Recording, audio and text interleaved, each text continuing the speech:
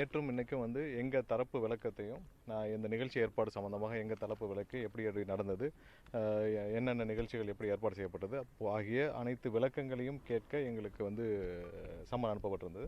நான் எங்களுடைய பொதுச் செயலாளர் அப்புறம் அண்ணன் ஆனந்த் அவர்கள் மற்றும் எங்களுடைய தேர்தல் மேலாண்மை பொதுச் செயலாளர் சகோதரர் ஆதவ் அர்ஜுன் மற்றும் இவர் மதியழகன், மாவட்ட செயலர் மதியழகன் மற்றும் பவுன்ராஜ் எல்லாம் எங்கள் தரப்பு விளக்கத்தில் எப்படி நடந்தது என்னென்னன்றதை கொடுத்தோம்.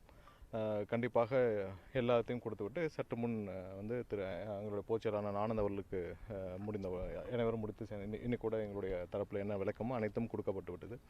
எங்களுடைய ஒரே குறிக்கோள், ஒரே எண்ணம், இந்த சதி செயலில் இந்த 41 மரணத்தில் சம்பந்தப்பட்ட குற்றவாளிகள் அனைவரும் தண்டிக்கப்பட வேண்டும் என்றுதான் எங்களுடைய ஒரே எண்ணம்.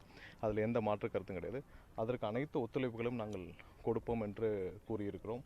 ஸோ இந்த சதி செயலில் ஈடுபட்ட குற்றவாளிகள் இந்த இடத்துல சுற்றி கொண்டு இருக்கலாம், பக்கத்திலே இருக்கலாம், இங்கேயே சுற்றி கொண்டு இருக்கலாம். ஸோ அவர்கள் அனைவரும் சட்டத்தின் முன் நிறுத்தி தண்டனை கிடைக்க வேண்டும் என்றுதான் எங்களுடைய ஒரே எண்ணம். எங்களுக்கு இருந்த அனைத்து சந்தேகங்களையும் இங்கே இருக்கிற அதிகாரிகளிடம் கொடுத்திருக்கிறோம். மேலும் எங்களிடம் இருக்கும் மற்ற சந்தேகங்கள் என்னென்ன விவரங்கள் எல்லாத்தையும் கொடுத்துருக்கிறோம். கண்டிப்பாக இந்த விசாரணை நல்லபடியாக நடக்க வேண்டும். இதில் சம்பந்தப்பட்ட அனைத்து குற்றவாளிகளும் தண்டிக்கப்பட வேண்டும். 41 உயிர்கள் பலியாக இருக்கிறது. அந்த உயிர்களுக்கான நியாயம் கிடைக்க வேண்டும் என்பது எங்களுடைய எண்ணம். இதற்கு கடைசி வரை எங்களுடைய போராட்டமும் இருக்கும், இதற்கு முழு ஒத்துழைப்பும் இருக்கும். எஸ்ஐடியிலும் நாங்கள் தான் போய் வாங்கிட்டு வந்தோம். ஸோ இதில் எஸ்ஐடியிலே அவங்க ரிப்போர்ட் பண்ணுவாங்கன்னு நினைக்கிறேன் மாதம். ஸோ இதில் கண்டிப்பாக இந்த 41 உயிர்கள் பலியானதற்கான அனைத்து இதில் சம்மந்தப்பட்ட அனைத்து குற்றவாளிகளும் தண்டிக்கப்பட வேண்டும் என்பது இதில் கடைசி வரை எங்களுடைய போராட்டம் தொடரும் என்பதை நாங்கள் தெரிவிச்சுக்கிறோம். இல்லை, எங்களுடைய சந்தேகங்கள் என்னென்ன வகையில் இருக்கும் சந்தேகங்கள் அனைத்தையும் அங்கே சொல்லியிருக்கிறோம். அவர்கள் கேட்ட ஒரு சில விளக்கங்களையும் சொல்லியிருக்கிறோம். கண்டிப்பாக இதில் பொதுமக்கள் அனைவருக்கும் தெரியும், உங்கள் அனைவருக்கும் தெரியும் இதில் என்ன நடந்தது, எப்படி நடந்தது என்னன்னு தெரியும். கரூரில் மட்டும் ஏன் இப்படி நடந்தது உங்கள் எல்லாருக்கும் தெரியும். ஸோ இதில் எந்த வகையில் யார் குற்றம் செய்திருந்தாலும் அவர்கள் கண்டிப்பாக தண்டிக்கப்பட வேண்டும்.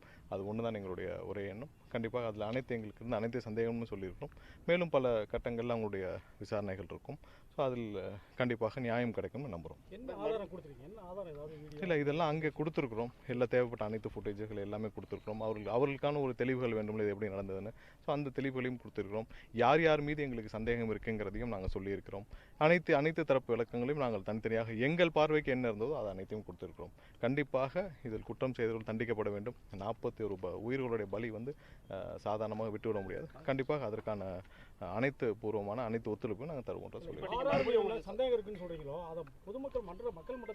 விசாரணை இருக்கிறப்ப உங்களுக்கே தெரியும், விசாரணை இருக்கிறப்ப இதெல்லாம் சொன்னால் நல்லா இருக்காது.